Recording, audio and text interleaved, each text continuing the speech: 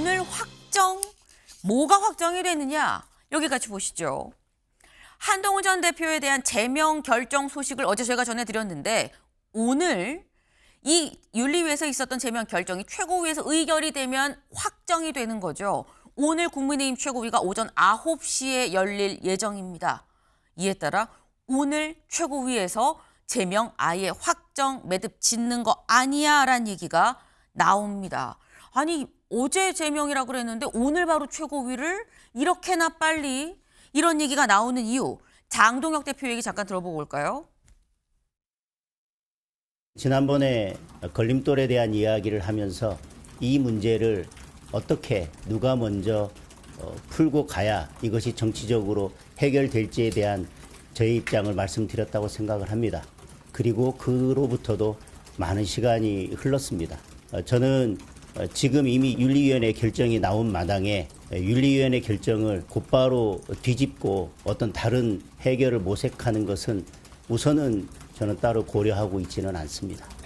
재심의를 신청할 수 있는 게 10일 정도 기간이 있는 것으로 알고 있는데 재심의 청구 전이라도 최고위에서는 의결할 수 있는지 아니면 그 기간 동안에는 일단 최고위의 결정을 보류하는 게 맞는지 당헌 당규나 아니면 이전의 사례들을 한번 보도록 하겠습니다. 그 당시에 제가 알고 있었던 것은 한동훈 대표가 당원 게시판에 회원으로 가입한 적이 없다는 것 하나만 알고 있었습니다. 지금은 그와 전혀 다른 새로운 내용들이 밝혀졌고 지금 많은 시간이 흐르면서 당내 갈등이 매우 커진 상황입니다. 그런 것들이 저희 당의 지지율에도 영향을 미치고 이 문제를 신속하게 결론 지을 필요가 있다라고 하는 것이 어쨌든 당내 주류 의견이었습니다. 계엄을 막고 당을 지킨 저를 허위 조작으로 제명했습니다. 계엄을 극복하고 통합해야 할 때 헌법과 민주주의를 파괴하는 또 다른 계엄이 선포된 것입니다. 국민, 당원과 함께 이번 계엄도 반드시 막겠습니다. 윤리위의 결정은 이미 결론을 정해놓고 끼워 맞춘 요식행위 같은 것이었죠. 그러니까 이미 답은 정해놓은 상태 아니겠습니까? 재심을 신청할 생각은 없습니다. 직접 들으셨죠? 어제 장동혁 대표한테 기자들이 물어봤습니다. 혹시 내일 최고위였는데 최고위에서 이거 제명 확정하는 겁니까? 라는 질문에 장동혁 대표가 한 얘기가 이거 재심 기간까지 기다려야 되는 건지 아니면 그 전에 최고위에서 의결할 수 있을지 요거 사례를 좀 찾아보려고 합니다. 라고 얘기를 했는데 근데 한동훈 대표가 한동훈 전 대표는 재심 신청 안 합니다. 해봤자 똑같은 결과 아니겠습니까? 라고 얘기를 했거든요. 그래서 더더욱 오늘 오전 9시 최고위에서 결정 나는 거야 라는 얘기가 나옵니다. 최수영 위원님, 오늘 결론 나는 겁니까? 그렇게 될 것 같다는 생각이 듭니다. 네. 그러니까 이제 장 대표의 워딩을 놓고 보면은 이제 장 대표가 판사 출신이잖아요. 근데 네. 재심 기간이 충분히 이제 원래 열흘 주어지고 그 다음에 이제 판단을 하고 결정을 해야 하는데 근데 그러지 않을 방법과 제도가 있는지 뭐 살펴보겠다고 했기 때문에 네. 저는 오늘 하겠다는 얘기로 비춰집니다. 그리고 아마 그것이 이제 물론 충분하게 이제 그 소명기를 주는 거 맞긴 한데 한동훈 대표도 딱 잘랐잖아요. 나 재심 신청할 생각이 없다. 그렇다면 굳이 그런 제도적인 이완기를 거쳐가지고 이 네. 문제를 더 길게 끌고 갈 건 아니고 우리 속담에도 매를 맞을 거라면 빨리 맞는 게 낫다라고 그런 말이 있듯이 네. 장 대표도 그 생각을 한 것 같아요. 그러니까 더 이 문제를 끌고 가봐야 갑론을박 속에서 당의 어떤 내용만 가중될 뿐이지. 그러니까 하면 하는 대로 또 안 하면 안 하는 대로 어차피 힘들고 욕을 먹을 거라면은 네. 정리하고 가서 빨리 지선체제로 전환하겠다 이 생각을 한 것 같아요. 그런데 장 대표 생각대로 이게 빨리 이게 정리가 될지는 좀 지켜봐야 되겠지만 어쨌든 오늘 오전에 결론 내릴 것은 명약관화해 보입니다. 오늘 오전 9시 최고위에서 결론이 날 가능성이 거의 뭐 명약관화다라는 표현까지 지금 쓰셨어요. 그렇다고 한다면 최고위에서 통과가 될 것이냐 여부를 따져봐야겠죠. 최고위 같이 볼까요? 지금 이제 최고위는 9명으로 좀 구성이 되어 있습니다. 장동혁 대표를 포함해서 지금 송원석 원내대표를 뭐 당연직인 거고요. 신동욱 수석 최고, 김민수 최고, 양향자, 김재원, 우재준, 조광한 그리고 정점식 정책위 의장도 당연직으로 지금 들어가 있는 상태입니다. 이렇게 9명인데 박상수 변호사님. 저희가 친한계로 모신 거예요. 사실 어제 친한계도 따로 모여가지고 분명히 뭐 논의를 하고 했을 법한데 분명히 내일 최고위에서 이거 의결할 것 같은데 이거 어떻게 하지? 9명 중에서 누가 우리 손 들어줄 수 있는 거야? 얘기 안 나왔어요. 몇 명 정도, 9명 중에 몇 명 정도가 이 한동훈 전 대표 쪽을 좀 지지해 줄 거라고 보십니까? 네, 일단은 최고의 구성 자체는 장동혁 대표 의지대로 관철될 수 있는 수준의 구성이기는 합니다. 그렇긴 하지만 어제 장외에서 상당한 좀 이제 공방이 있었죠. 일단은 대한과 미래의 23명의 의원이 이 제명에 대해서 재고를 해달라고 요청을 했고요. 23명이라는 숫자가 굉장히 의미가 있습니다. 20명이 넘는 숫자이고 네. 그다음에 이 안에는 소위 말하는 친한계 의원들이 다 포함되어 있지도 않았습니다. 친한계 의원이 아닌 분들도 있죠. 그래서 저희가 파악하기로는 이 징계에 대해서 명시적으로 반대할 만한 의원들은 약 한 30-40명 정도 됩니다. 네. 명시적인 겁니다. 그러니까 네. 이제 나머지 의원들이 징계에 대해서 찬성한다 이렇게는 아니고요. 명시적으로 반대하는 의원이 한 30-40명은 된다는 거죠. 의원총회가 오늘 최고위원 회의 이후 곧바로 있습니다. 의총을 바로 앞두고 네. 그다음에 재심을 안 한다고는 했지만 재심 기간이 남아 있는 상황에서 최고위 결의를 하겠다라고 이야기하는 것 다양한 방안을 지금 검토를 하고 있는 상황이지만 네. 그 상황에서 법적인 절차라는 것에 있어서도 굉장히 중요한 포인트인데 최소영 평론가님께서도 잘 말씀을 주셨지만 장동혁 대표 역시 판사 출신으로서 법적인 절차에 있어서 절차의 연결성이라는 측면을 고려하지 않을 수가 없을 겁니다. 그래서 앞에 의총도 남아있고 그리고 이후 진행될 수 있는 법적 절차에 대한 어떤 그 부분에 있어서의 논란 이런 것들을 생각을 했을 때 지금 고심을 아마 하고 있지 않을까라고 생각합니다. 네.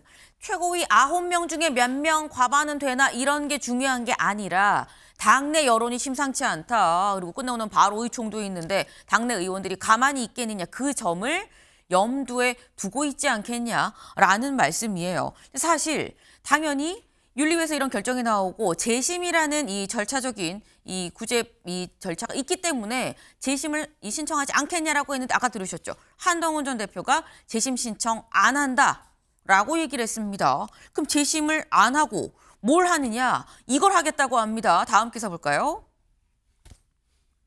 한 윤리위 심각한 절차 위반 재심 대신 법적 대응 방침을 꺼냈다라는 거예요. 그러니까 쉽게 얘기해서 효력정지 가처분을 일단 먼저 내겠다라는 거죠. 재심해봐야 똑같은 윤리위가 판단하는데 똑같은 결론인데 시간 허비하지 않고 나는 바로 법적으로 가처분 내겠다라는 얘기인 건데 근데 여기에 대해서 뭐 친윤계, 친장계라고 얘기가 되죠. 장해찬 여연 부원장이 이렇게 얘기를 했습니다. 들어보시죠.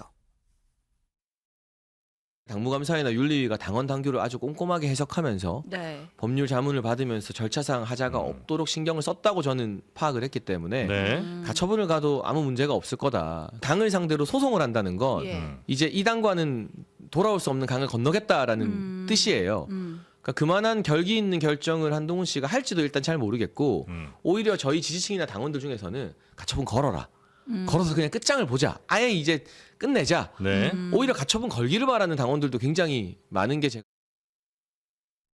박상수 변호사님. 또 좀 변호사세요 또. 네. 그 지금 가처분 하려면 해. 유권에서 다 받았어. 라는 얘기거든요. 글쎄요, 뭐 장해찬 씨가 네. 법률가는 아닌데 굉장히 법적인 거에 대해서 아는 척을 많이 합니다. 예, 제가 항상 그런 걸 느끼는데 기본적으로 지금 윤리위원회에서 정정을 2번 냈습니다. 그 2번의 정정을 하는 과정도 윤리 의결이 아니라 그냥 공지를 내는 방식이에요. 이것조차도 지금 굉장히 심각하고요. 그게 다 모두 징계 사유와 관련된 가장 중요한 사실관계에 대한 정정입니다. 한동훈 대표가 썼는지 우리는 모른다. 한동훈 대표 가족이 썼는지 우리는 모른다. 그렇지만 무조건 한동훈 대표는 제명해야 된다. 근데 처음 결정문은 뭐냐면 한동훈 대표, 한동훈 가족이 썼다라는 거였거든요. 근데 그 자체를 사실관계를 흔드는 거를 윤리 의결도 없이 그렇게 지금 정정문을 내고 지금 재심 기간도 없는데 오늘 최고위원회에서 결론을 내겠다는 걸 어쨌든 재심 기간이 남아 있는데 네. 그렇다는 것도 절차적으로 나중에 다 다퉈질 내용들입니다. 이러한 부분들에 대해서 글쎄 요즘에는 이제 그 법률적인 어떤 학습이나 라이센스가 없는 분들이 너무 많이 이 부분에 있어서 네. 아는 바가 있다고 이렇게 얘기를 하면서 오히려 우리를 가르치는데 네. 제가 좀 제대로 좀 공부를 하고 이야기를 하죠. 그래야 이게 절차적인 면에 있어서 나중에도 망신을 당하지 않지 않겠습니까? 최소한의 공당으로서의 절차는 지켜야 되는 그러한 측면들이 있는 건데 그런 부분이 지금 하나도 지켜지질 않고 있고요. 법적 대응 여부나 뭐 이런 것들에 대해서 너무 뭐 성급하게 결론을 내릴 문제는 아닙니다. 다만 우리는 그러한 부분에 있어서 불법성이라든가 이런 것들을 저희들이 다 지금 확인하고 있고 정치적인 해결이라는 것은 최고위원 회의가 아직 남아있기 때문에 네. 그 최고위 회의를 앞두고 또 오늘 또 의총이 또 있지 않습니까? 네. 이런 것들이 있기 때문에 그러한 부분에 있어서 공은 현재 정치적인 어떤 해법에 대한 공은 장동혁 대표에게 있다라고 생각합니다. 지금 말씀은 뭐 가처분이고 뭐고 그래서 유권 해석 받았어요라고 당 쪽에서는 윤리 쪽에서는 얘기를 하고 있지만 사실상 변호사인 내 입장에서 봤을 땐 말이 안 되는 얘기다. 2번이나 그냥 막 공지로 이게 사실상 재판이라 그러면 판결문이나 마찬가지인 건데 윤리 결정문을 그냥 2번이나 공지로 이렇게 바꾼 게 이게 말이 되느냐라고 지금 말씀을 하셨어요. 대체 뭘 어떻게 바꿨길래 라는 생각이 들죠. 한겨레 기사 같이 볼까요? 한동훈 징계 사유 2번 바꾼 국힘 윤리위 한이 작성했습니다. 라고 했다가 확인이 불가합니다. 수사로 밝혀야 됩니다. 라고 말이 바뀌었다라는 거죠. 자세히 좀 보겠습니다. 네, 처음에 나왔던 결정문이에요. 그러니까 어제 저희가 말씀드리면서 오늘 새벽 1시 15분에 이 결정문이 나왔어요라고 말씀드렸죠. 그때는 뭐라고 써 있었느냐. 피조사인이 게시글을 작성한 걸로 판단이 됩니다. 라고 적혀 있었는데 어제 오전 10시 11분에 이게 정정이 됩니다. 뭐라고 했느냐. 이 부분 이거 직접 게시글을 작성했는지 여부는 확인이 어렵습니다. 확인 불가능입니다. 라고 하고 근데 한 번 더 대략 한 2시간쯤 뒤에 또 추가 정정이 또 있었어요. 징계 대상자 가족으로 추정이 되는 게시글을 확인을 했고 타인이 명의를 도용해서 게시글을 작성했는지 여부는 수사 과정에서 밝혀야 됩니다. 라고 얘기를 했습니다. 이 얘기는 최수영 위원님.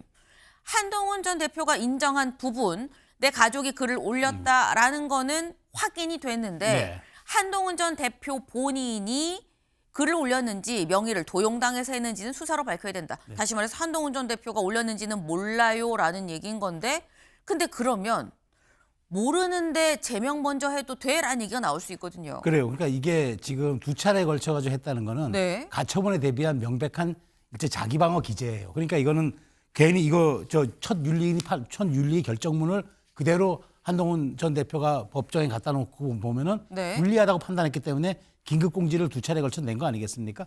그러면서 실제로 그날 밤의 맥락을 보면은 이 뭐 말하자면 글에 대한 게 핵심이 아니라 정치적이고 윤리적인 얘기만 잔뜩 써놨어요. 그러니까 당 대표가 이런 일을 해도 돼? 이건 윤리적으로도 안 되고 정치적으로도 안 돼. 뭐 이런 얘기가 줄을 이뤘는데 핵심은 그거잖아요. 윤리위원회가 물론 윤리적인 측면이나 정치적인 측면을 볼 수는 있으나 중요한 거는 징계를 하기 위해서는 이른바 범죄 혐의라든가 뭔가 잘못을 저지른 그런 흔적이 분명해야 되는데 그게 지금 분명치 않으니까 추가적으로 입장을 냈고 한동훈 전 대표도 법률가이기 때문에 네. 아프게 지적해서 법정으로 가져갈 부분들을 약간 뭉뚱그리고 희석시킨 거죠. 그러니까 수사기는 나중에 밝혀라. 우리는 그냥 정치적이고 윤리적인 것만 봤다는 얘기인데 이제 이렇게 되면 과연 그런 정치적이고 윤리적인 부분이 정말로 당 대표를 제명할 전직 당 대표를 제명할 정도로 핵심 사유고 가장 중요한 부분인가? 그래서 지금 많은 당에서 있는 분들이 과하지 않느냐라고 얘기가 나오는데 저는 가장 핵심적인 우리가 흔히 얘기하는 이제 다 팥소 같은 거잖아요. 빵으로 치면은 팥소가 빠지는 이제 찐빵이 돼버렸는데 어쨌든 그 부분은 윤리위는 정치적인 문제로 자꾸 이제 몰아갑니다만은 한 전 대표가 이거를 어쨌든 사법의 시간으로 가져가서 가처분을 할 경우에는 굉장한 쟁점 사유가 될 것으로 저는 생각이 됩니다.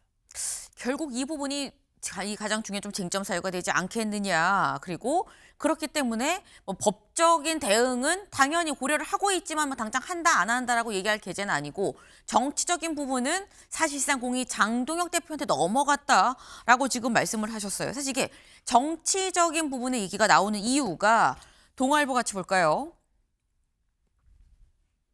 한동훈 전 대표 제명이 확정이 되면 5년 동안 국민의힘의 간판으로 출마를 할 수가 없습니다. 이 얘기인 즉슨 5년 동안 다른 간판으로 선거에 나오려면 다른 간판으로 나오거나 아니면 무간판, 무소속으로 소속 없이 간판 없이 그냥 나오든가 해야 된다라는 건데 박상수 변호사님.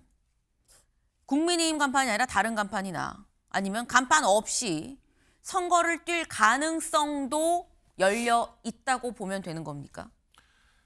그러니까 이러한 부분들은 이제 뭐 정치적 상상력의 영역인데 지금은 이제 최고위원 결의를 앞두고 있는 것이잖아요. 네. 그러니까 최고위원 결의 이후에 이제 나머지 대응들은 차근차근 또 진행이 되는 것이고 일단은 최고위원 결의까지는 장동혁 대표에게 그 공이 가 있는 것이고 글쎄 우리 당의 보수 정당의 역사를 이렇게 한번 좀 살펴보면은 보수 정당의 역사에서 이와 같은 일들이 벌어졌다 하여 다시 분당과 합당이라는 것들이 계속해서 반복되면서 그 계통이 이어졌던 것이 있고 한동훈 대표의 어찌 보면 지지 세력이나 아니면은 원내외 정치 세력이라는 것이 이러한 뭐 윤리위나 최고위 결정 하나로 제명을 한다 해서 사라질 수 있는 그런 것은 아닙니다. 그리고 국민의힘은 지금 국민의 선택을 앞두고 있습니다. 지방선거라는. 그렇기 때문에 장동혁 대표의 체제가 영구히 계속될 거라고 볼 수도 없는 것이고 장동혁 대표의 이러한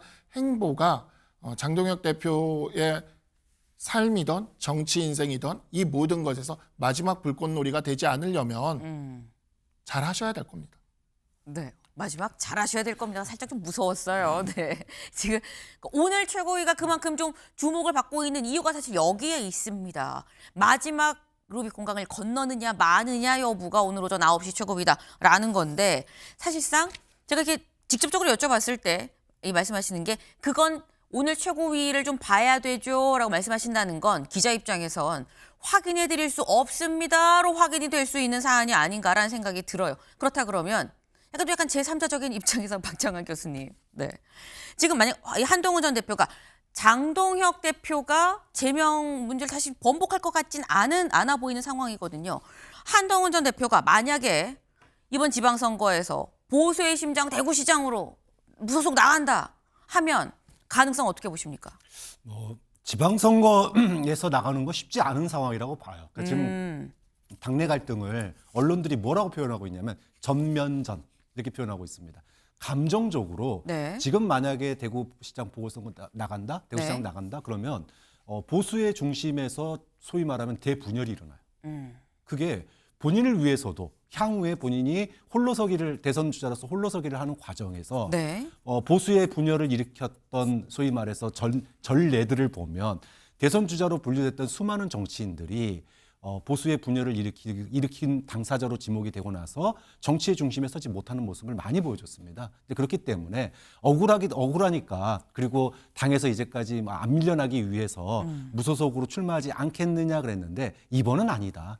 앞으로 기회는 많다. 네. 왜냐하면 다음 이제 총선이 또 있지 않습니까? 그때까지 시간이 충분하고 지금 현재 국회의원들이나 중진들이 움직이지 않는 이유 중에 하나가 다음 총선 공천권을 누가 갈지 모르기 때문이에요. 그게 다 눈치 보고 있거든요. 제가 봤을 때는. 그렇기 때문에 한동훈 대표도 지금 움직일 때가 아니고 아마도 이제 부족했던 부분들, 소위 말해서 당원들에게 신뢰를 주지 못하고 네. 세력을 형성하지 못한 것들, 이 부분을 충분히 준비를 해서 준비된 다음에 뭐 재보궐선거든 아니면 총선 때 당을 만들던 뭔가의 정치적인 변화를 꾀해야지 당장 이번 지방선거에 나가면 얻는 것도 물론 있겠죠. 하지만 잃는 것도 굉장히 많을 거다. 좀 아하. 그런 점에서 이번 지방선거는 좀 이르지 않나라고 보는 관측이 많은 것 같습니다. 네. 지금 말씀도 굉장히 좀 예리한 분석이세요. 그러니까 왜냐하면 지금 보수의 심장으로 나가서 거기로 출마를 한다는 건 보수의 중심에서 보수를 두 쪽 내는 행보 아니겠느냐. 근데 그게 계속 보수 정당에서 계속 정치를 하려고 생각을 한 한동훈 전 대표한테 너무 단기적인 근시안적인 해법일 수 있다라는 말씀을 지금 주셨습니다. 일단 한동훈 전 대표도 나갈 생각은 없어 보여요. 왜? 이 한컷이라고 하죠. 본인이 플랫폼 만들었죠. 한컷에 한 지지자가 뭐라고 얘기를 했느냐. 오늘 진짜 탈당이었고 몇 번이 돋았는데 내가 패스인지까지 몇 번 했다가 커피 한잔 하시면서 눈 딱 감고 버티기로 했습니다. 라고 글을 올려요. 근데 여기에 대해서 뭐라고 답글을 다니냐. 탈당하지 마세요. 느낌표까지 찍어서 탈당하지 마세요. 라고 얘기를 하고 있다는. 나 안 나갈 거예요. 그러니 탈당하지 마세요. 라는 얘기인 건데 박상수 변호사님. 한동훈 전 대표가 생각하는 친한계가 생각하는 최악의 상황은 시나리오가 어디까지 있는 겁니까? 글쎄요, 뭐 한동훈 대표에 대한 제명이 최고위원회의에서 결정되는 게 최악의 시나리오겠죠. 네. 그렇긴 하지만 그 친한계라고 불리는 이 원내 정치인들은 부서지지 않습니다. 저희가 부서질 거면 벌써 지난 1년 넘는 기간 동안 이미 부서질 일들이 너무 많았어요. 갈 사람들은 다 갔고요. 지금 남아있는 분들은 함께 보수 정치를 개혁하고 다시 일으켜 세우겠다라는 의지로 뭉쳐 있는 그런 사람들이기 때문에 사실 인물보다는 가치로 뭉쳐 있어서 저희들이 당내에 또 계속해서 남아 있을 겁니다. 그리고 당원들도 한동훈 대표를 지지하는 당원들이 저희들이 생각하기로는 최소 35% 정도는 있습니다. 네. 이 당원들도 흩어지지 않을 겁니다. 이렇게 결집이 되어서 계속해서 있을 것이기 때문에 사실 이 정도 크기의 정치 집단을 이런 방식으로 제거하겠다라는 것 자체가 만용입니다. 지금 당원 중에서도 35% 정도는 한동훈 전 대표를 지지하는 사람들로 지금 우리는 보고 있다. 그리고 107명의 의원들 중에서도 40명은 명시적으로 혹은 이 침묵하는 다수가 더 있을 걸로 사료되기 때문에 이렇게 쉽게 뭐 탈당을 한다거나 이런 쪽으로 가진 않을 거다라고 지금 말씀을 하셨어요. 근데 문제는 지금 지방선거가 한 140일 남았다고 말씀드렸죠. 이 상황에서 벌어지는 지금 이 제명을 둘러싼 논란들이 당이 지금 두 쪽 나는 거 아니야라는 얘기가 나옵니다. 전형적으로 어제 이 서울시당 신년 인사회가 있었거든요. 어떤 모습이 펼쳐졌는지 직접 확인해 보시죠. 야, 자유통일당으로 가! 야! 자유통일당으로 가! 언젠가는 이 어려운 시간의 터널이 끝날 것이라고 생각을 하고 그 해결책을 우리가 다 함께 지혜를 모아서 함께 갈 수 있는 길을 어제 다시 우리는 최대치의 뺄셈의 정치적 결단을 내렸습니다. 저는 이 점을 여기 계신 우리 당 지도부 두 분이 와 계신데요. 바로 잡아주실 거라고 믿습니다.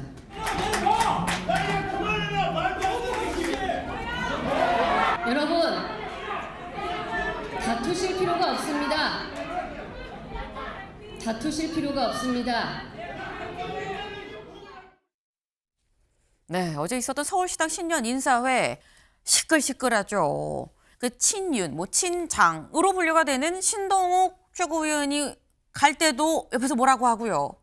친한으로 불리는 배현진 의원이 서울시당 지금 서울시당 당협위원장인데 이게 지금 올라가서 얘기를 해도 내려와라고 또 난리를 치고 양쪽 다 난리가 났다. 친한, 반한 당원이 다 좀 충돌을 했다라는 겁니다. 근데 이게 현장에 있는 지지자들의 좀 다소 과격한 이런 거 아니야라고 생각할 수 있는데 단순히 거기에 모인 몇 명만 그런 것이냐. 여기 좀 같이 볼까요? 한동훈 제명 결정 철회하라. 1월 15일 오늘이죠. 오늘 오전 8시 30분. 지금 8시 28분이 지나가고 있습니다. 아마도 지금 국회 앞에서 이미 모여 있지 않겠나라는 생각이 지금 들어요. 지금 모여주세요. 항의하겠다. 집회 시위하겠다라는 거죠. 그러니까 관련해서 아까 당원 한 35% 정도가 한동훈 전 대표를 지지합니다라고 말씀을 하셨었는데 지금 이렇게 되면 최수영 의원님 네. 이게 언론에서 쓰는 두 쪽 파국, 전면전 이런 단어가 지금 계속 나올 수밖에 없는 상황으로 보입니다. 근데 뭐 저는 평론하는 입장이니까 냉정하게 말씀드리면 네. 그렇지만 당이 갈라서지는 않을 겁니다. 그러니까 저는 이렇게 봅니다. 전국 단위 선거를 5개월 앞두고 네. 대선만 빼고 당이 갈라진 사례가 없습니다. 이게 이제 대선이라는 거는 이제 사실 어찌 보면 다 또 나눴던 정당들이 이제 그 모여지는 과정인데 총선을 앞두고는 당이 약간 이해관계에 따라 분당할 수는 있는데 지방선거 정도 앞두고는 그런 사례가 저는 없다고 이제 보는 건데 왜 그러냐면 장동혁 대표도 이 점을 봤던 것 같아요. 그러니까 이게 설령 이제 지금 박상수 변호사 말씀하신 이른바 친한 세력이 존재하는 것도 알 거예요. 네. 당원들의 구조도 알고. 그런데 과연 이게 우리가 한동훈 전 대표를 제명함으로써 물리적 이탈이 있을 것인가? 그건 없다고 생각한 거예요. 화학적 결함은 어렵다고 분명히 생각하지만 네. 그거는 감내하기로 하고 물리적 이탈이 있을 것이냐 없을 것이냐 대단히 중요한데 그건 없을 것이라고 생각했기 때문에 강행을 하는 것 같아요. 밀어붙이는 것 같아요. 그런 측면에서 한동훈 전 대표도 지금 탈당은 없다. 그러니까 지금 이게 부글부글 하겠지만 결국 4월, 3월, 4월이 돼서 지방선거가 D-100 안으로 들어가게 될 경우에는 네. 범여 대 범야의 구도로 이분화돼서 구도 싸움으로 정착하면은 다시 물리적 이탈했던 집단도 결국은 모일 것이다라는 판단하는 것 같아요. 그러니까 한동훈 전 대표도 그 전까지 당을 떠날 생각이 없는 것 같고, 한동훈 전 대표는 다음 총선에 아마 다음 정치 스텝의 시계가 맞춰져 있을 겁니다. 그런 측면에서 지금 저렇게 며칠은 아마 제가 보기엔 이달 안까지는, 설 전까지는 내용이 부글부글 할 수는 있겠지만 네. 결국에는 휴지기를 거치면서 다시 정비가 될 것이다. 그 점을 당 지도부는 아마 그 전략적 고려를 한 것 같아요. 그런 측면에서 며칠간은 아마 굉장히 화라산처럼 용암처럼 네. 솟구쳐 오를 겁니다만은 어느 정도 시간이 조금 흐르면은 다시 휴지기로 접어들 거라고 저는 분석을 합니다. 네. 지금 사실 여기 이 포스터 자체가 약간 용암이 터져 흐르는 것 같은 거의 막 울긋불긋한 그런 모습이긴 해요. 근데 며칠 동안은 계속 이럴 거다라는 지금 그런 말씀인 건데, 이게 단순히 그러면은 지지자들만 그러느냐, 오늘도 의총이 예정이 돼 있는 그런 상태인 거죠. 의총이 있는데 어제 텔레그램 이 107명 의원들이 다 모여 있는 이 텔레그램 단체방에서 이런 얘기들이 나왔다고 합니다. 한기호 의원, 국민의힘 의원들은 전국의 수많은 당원들로부터 문자 폭탄을 받고 있을 겁니다. 당 지도부가 잘했다는 폭탄입니까? 잘하지 못했다는 폭탄 아니에요? 라는 게 지금 얘기인 거죠. 김성수 의원, 지역구가 지금 대구입니다. 우리 누구랑 싸우고 있는 겁니까? 당원들이 묻습니다. 라는 글이 단톡방에 올라왔었다라는 거예요. 그러니까 의원들도 지금의 이 상황에 대해서 뭔가 지금 이건 아니지 않느냐, 선거 앞두고 이러면 안 되는데 라는 얘기들을 지금 하고 있다라는 건데, 그래서 나온 얘기가 둘이 화해해 라는 얘기가 또 나오고 있습니다. 권영세 의원 SNS 같이 볼까요? 네, 최고위는 합리적 결정을 내리고 한 전 대표도 당 비난만 말고 적극 소명하라. 둘 다 좀 한 발씩 좀 해봐 좀, 뭐 이런 얘기예요. 성일종 의원, 한 전 대표는 결자 해지 차원에서 먼저 사과하고 장 대표도 폭넓게 수용하고 끌어안아야 됩니다. 라고 얘기를 했습니다.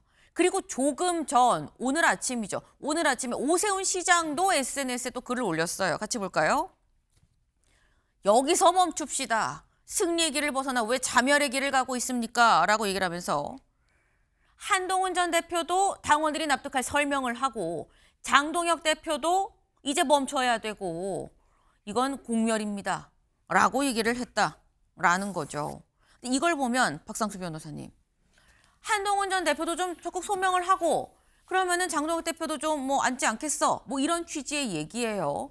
혹시 한동훈 전 대표가 먼저 어떤 액션을 뭐 이런 지금 뭐 소명을 한다던가 이런 액션을 취할 가능성 있습니까? 한동훈 전 대표는 이미 액션을 취했죠. 왜 그러냐면 그 장동혁 대표의 필리버스터에 대해서 따뜻한 말을 했었고, 그다음에 두 번째로 그 타 방송에 라디오에 출연을 하면서 한동훈 대표가 가족이 일부 가족 명의의 글들을 작성했음을 인정을 했습니다. 거기까지 결정하는데 뭐 한동훈 전 대표가 혼자 결정했다고 볼 수는 없어요. 우리 친한계 정치인들 다 논의를 하면서 갔던 것이고, 그런데 그 다음은 이제 뭐 유감 표명이든 이런 것들로 갈 수 있는 상황에서 이호선 당무감사위원장이 블로그에 조작 감사한 601개를 글을 조작한 그 자료를 올렸습니다. 조작 감사한 내용을 올려놓고 네. 그에 대한 해명도 없고 아무런 조치가 없는데 거기서 더 어디 나갈 수가 없는 거죠. 그러니까 정치적 공은 조작 감사를 한 쪽에서 지금 정치적 공을 가지고 있는데, 막상 조작 감사를 해놓고 조작 감사 내용을 기반으로 제명 결정까지 해버린 겁니다. 그렇기 때문에 지금 공은 장동혁 대표에게 있다. 그리고 지금 책임도 장동혁 대표에게 있다. 최소영 평론가님이 분노에 대한 이야기를 해주셨고, 그래요. 겉으로는 뭐 설 연휴가 지나고 하면서 봉합이 될 수 있을지도 모릅니다. 그러나 여기서 받은 당원 지지자들의 상처는요, 차가운 분노로 가라앉아서 저도 선거에 출마했지만 가장 힘든 지점은 우리 지지자들이 선거 투표소에 나오게 하는 겁니다. 근데 그 부분이 과연 이루어질 수 있을지, 그건 장동혁 대표의 과제가 될 겁니다. 지방선거는 투표율이 낮기 때문에 정말 자신의 지지자들을 최대한 많이 선거 투표소로 끌어내는 정파가 이깁니다. 그런데 장동혁 대표는 그 길에 있어서 자멸의 길을 선택했고요. 3월쯤 되게 되면 네. 본격적으로 여론조사 결과가 나오면서 우리 당의 지방선거 출마자들, 이제 그때는 공천이 거의 확정될 테니까요. 공천이 확정된 출마자들부터 말이 나오기 시작할 겁니다. 그래서 봄이 되면 상황이 달라질 것이에요. 장동혁 대표는 그저 전투에 이기는 거에만 골몰해서 전쟁의 패배를 자초하고 있습니다. 네. 지금 한동훈 전 대표 입장에선 이미 먼저 손을 내밀었지 않느냐라는 지금 그런 말씀이에요. 내밀었는데 그 손을 장동혁 대표가 안 받은 것이고 그러니 이제 공은 장동혁 대표한테 간 거다. 요 며칠 잠깐 시끌시끌하고 괜찮아지겠지라고 생각하면 큰 오산이다라고는 말씀이거든요. 추수영 위원님. 근데 한동훈 전 대표가 사과를 충분하게 했다는 박 변호사님의 말씀은 많은 사람들이 동의하지 못할 거예요. 왜냐하면 그 사과는 저도 들었어요. 라디오에 나와서 일부 가족들이 이제 뭐 했다는 그건 이제 뭐 시인인 거죠. 사실 사과라기보다는 시인한 거죠. 근데 정치인의 사과, 특히나 이제 전직 당대표급의 사과라 그러면 최소한 울림이 있는 사과여야 합니다. 그러니까 이게 단순히 상황을 모면하는 게 아니라 건너가기용 사과를 해줘야 되는데 그 사과가 없었던 거예요. 그러니까 지금 뭐 권영세 의원이나 성일종 의원이 얘기하는 그 사과도 좀 말하자면은 당원 모두라든가 당 전체를 향한 일종의 좀 공식 사과를 얘기를 한 거예요. 그러면 공식 사과가 있으면 지도부도 그 문제에 대해서 약간 말하자면은 그 하나의 선택지가 생길 수가 있는데 그게 없이 그냥 이렇게 뭐 내 시인하지 않았습니까? 뭐 나도 물론 그게 숙고하고 고민해서 그 정도까지 갔다는 것도 대단하다고 생각할지 모르겠지만 이거는 전체 국민의 상식의 눈높이나 당원의 가치의 눈높이를 봤을 때 당대표가 어찌되었건 현직 당대표가 있는 여당의 대통령을 그런 식으로 공격했느냐에 대한 부분들은 뭐 칼럼을 인용했든 사설을 인용했든 그건 중요하지 않고 그랬어야 하느냐는 정말 질문이 좀 엄혹한 거거든요. 그 답변은 또 신중해 줘야 되는데 저는 부족했다고 봐요. 그래서 지금 많은 분들이 어쨌든 그걸 해야 지도부도 수용하지 않겠냐 그 얘기를 하는 것 같습니다. 네. 지금 양쪽의 생각이 어떻게 보면 평행선을 지금 달리고 있다라고 봐야 될 것 같아요. 평행선이 아니었다면 이렇게나 긴 시간을 지나오면서 어딘가에서 만났었을 텐데 여전히 평행선이다라는 건데 근데 기억나시나요? 사실 장동혁 대표, 한동훈 전 대표 사이 좋았습니다. 영상으로 확인해 보시죠. 그렇지 않아도 오늘 한동훈 위원장이 모십니다. 그랬더니 그 두 분이 그러셨어요. 어떻게. 우리는 오늘 근무야, 근무. 자, 소리 빼고 제가 흉내만 낼게요.